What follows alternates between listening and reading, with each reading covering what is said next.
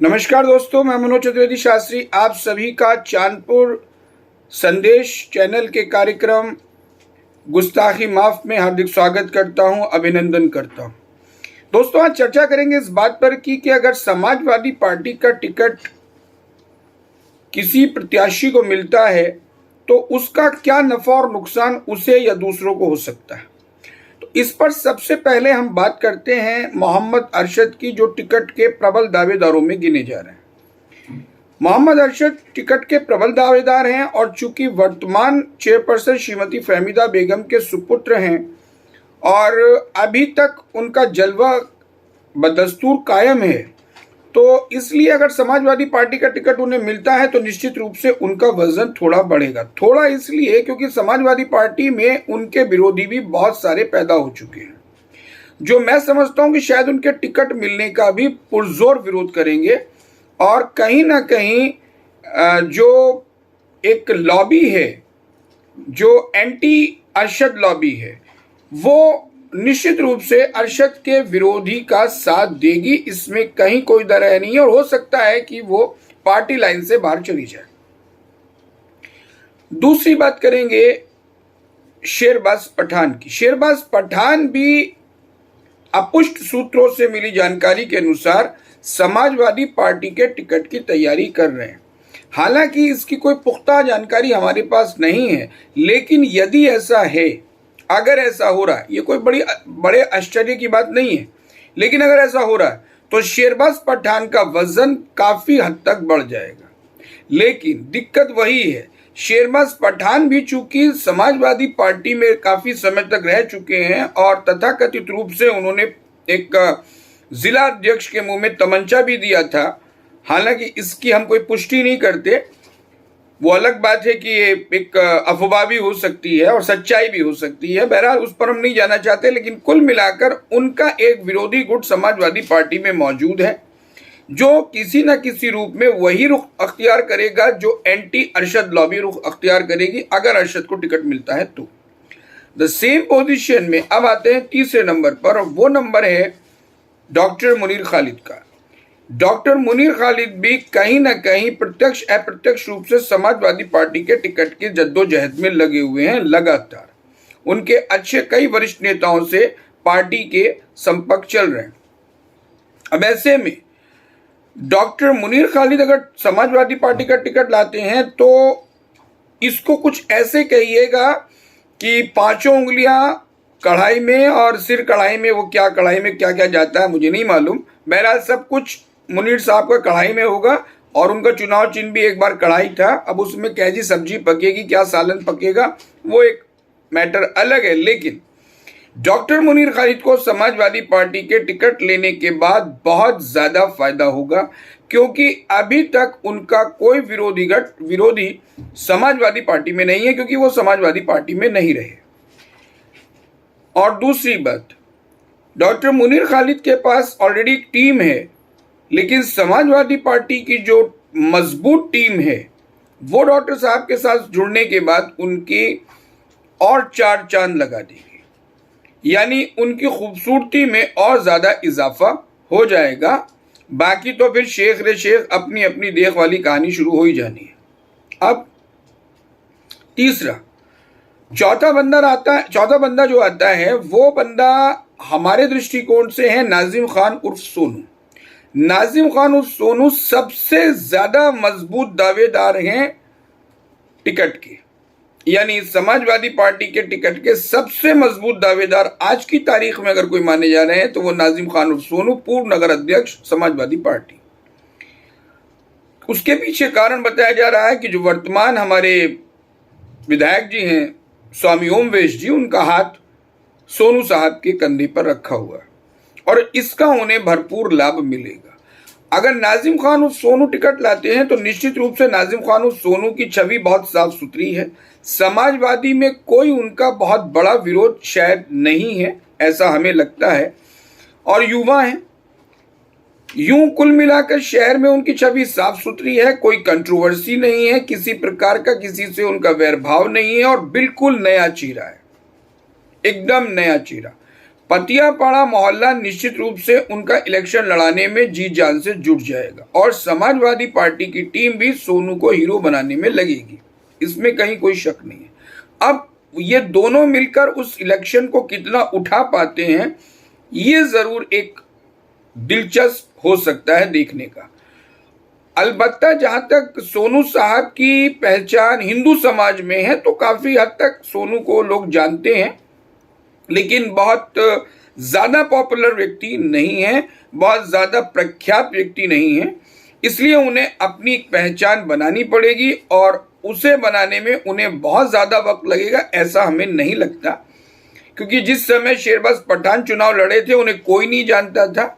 शेरबाज पठान की क्या वैल्यूएशन थी उस जमाने में कौन नहीं जानता। अरविंद पप्पू साहब की देन है शेरबाज पठान। हाँ, एक बात जरूर है कि शेरबाज पठान ने चुनाव के हटने के बाद जिस तरह की मेहनत की, लोगों के घर में घुसकर अपनी पैठ बनाई, जूते सहित वो पेट में घुस गए लोगों के, ये काबिले तारीफ है। और शेरबाज में ये खासियत है, तमाशा लगाना शेरबाज से बेहतर कोई नहीं जानता।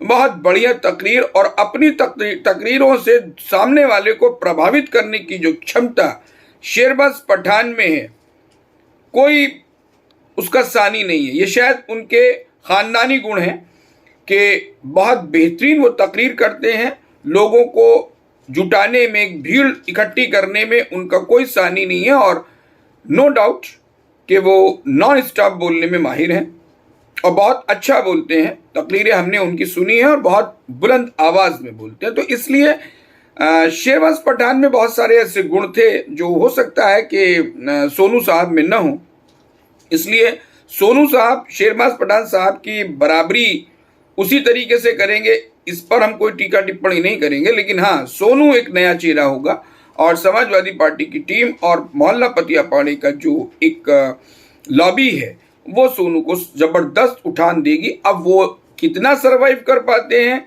ये एक अलग विषय है। हाँ, उसका नुकसान सीधा सीधा शेरबाज पठान साहब को होगा, इसमें कहीं कोई शक नहीं है, कोई दो राय नहीं है।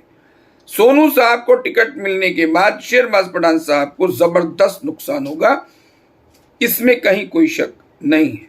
अब आते हैं एक और दावेदार आमिर सिद्दीकी साहब के पास। आमिर सिद्दीकी पिछली बार भी दावेदारी कर रहे थे, हालांकि उन्हें टिकट नहीं मिला था और वो पार्टी से बगावत कही गई। हालांकि हम तो नहीं मानते, अधिकार है प्रत्येक व्यक्ति को चुनाव लड़ने का और उनकी तैयारियां बहुत पिछले समय, काफी लंबे समय से चल रही थी, इसलिए उन्हें खड़ा होना जरूरी था, तो वो खड़े हुए। इस बार फिर से वो टिकट मांग रहे हैं, लेकिन इस बार आमिर सिद्दीकी साहब का कहना है कि मैं खड़ा तब होऊंगा जब मुझे टिकट मिलने की 100% गारंटी होगी, या यूं कहिए जब टिकट मेरे हाथ में आ जाएगा। अब अगर ऐसा होता है, आमिर साहब को टिकट मिलता है, तो बिल्कुल नो डाउट मजबूत चुनाव लड़ने में माहिर हैं। पिछली बार भी उन्होंने अच्छा खासा पैसा खर्च किया था, लोगों की भीड़ भी जुटाई थी, बहुत सब कुछ अच्छा था। अलबत्ता अगर शायद उन्हें टिकट मिल जाता तो बहुत अच्छा चुनाव वो लड़ सकते थे।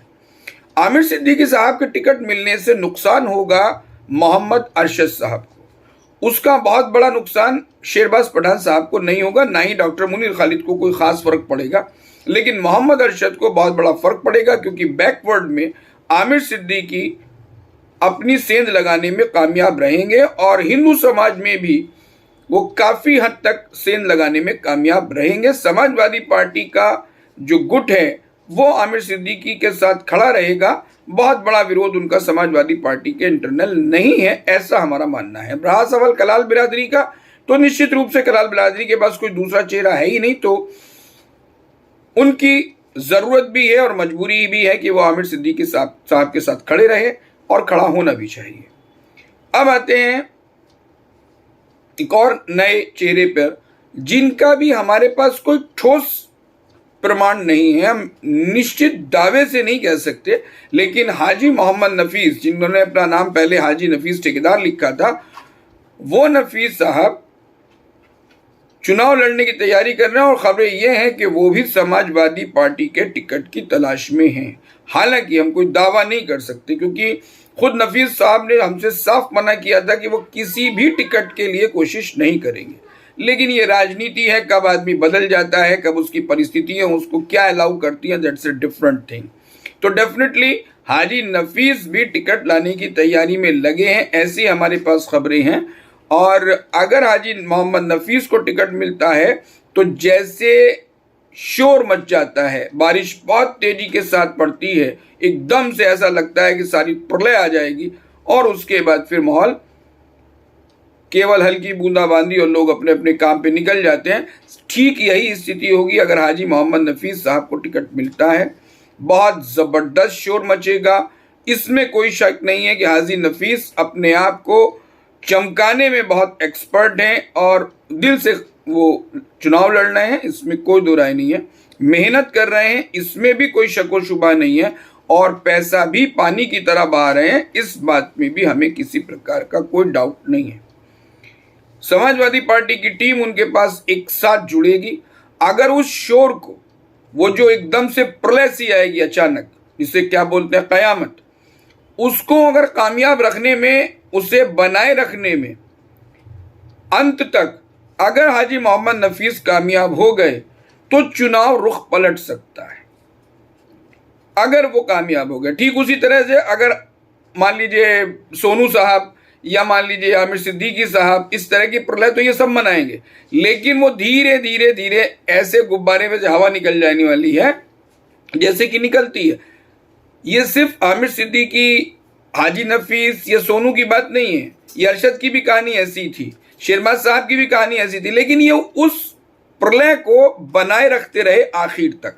अब इन्होंने भी अगर उसी चीज को कामयाब रखा, उसी चीज को ये लेके चले और आखिर तक इन्होंने उस जलवे को बनाए रखा, बरकरार रखा, तो चुनाव का रुख पलट सकता है, चाहे वो आमिर सिद्दीकी हो, चाहे वो नाजिम खान सोनू हो, चाहे वो हाजी नफीस साहब हो। लेकिन हाजी नफीस के टिकट मिलने से और मान लीजिए कि वो मामला थोड़ी देर बाद गुब्बारे में से हवा की तरह निकल गया, तो कोई खास फर्क किसी पे नहीं पड़ने वाला।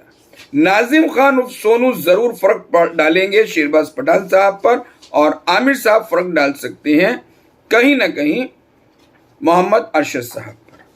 हाँ, जिस तरह की मेहनत कर रहे हैं हाजी नफीस, उससे डॉक्टर मुनीर को नुकसान होने की कुछ हद तक संभावनाएं हैं, और इस बात से हम इनकार नहीं कर सकते। डॉक्टर मुनीर खालिद को इससे नुकसान हो सकता है।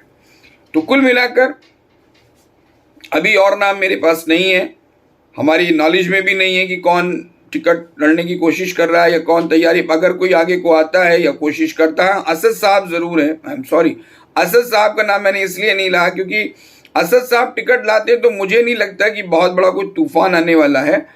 उन्हें अपनी पहचान बनानी पड़ेगी, अभी 5 साल उन्हें लगेंगे। टिकट उनकी पहचान बनाएगा, टिकट इस पोजीशन में नहीं है। समाजवादी पार्टी इस कंडीशन में नहीं है कि किसी के खंडर को वो इमारत में बदल सके, वो तो खुद टूटी फूटी इमारत हो चुका है समाजवादी पार्टी का टिकट। वैसी समाजवादी उसके चिनाई कर रहे हैं, कहीं दाएं से कहीं बाएं से सिलने पिलने में लगे हुए हैं, वो वैसी टूटी फूटी हालत में पड़ा हुआ है जैसे कोई मुर्दा का पोस्टमार्टम होता है। यही हालत समाजवादी की है, किसी का सही की सर फटा पड़ा है, कहीं से कांच फटे पड़े हैं। कुल मिलाकर समाजवादी इस समय जिंदा लाश है, उसमें जान असद साहब तो नहीं फूंक सकते।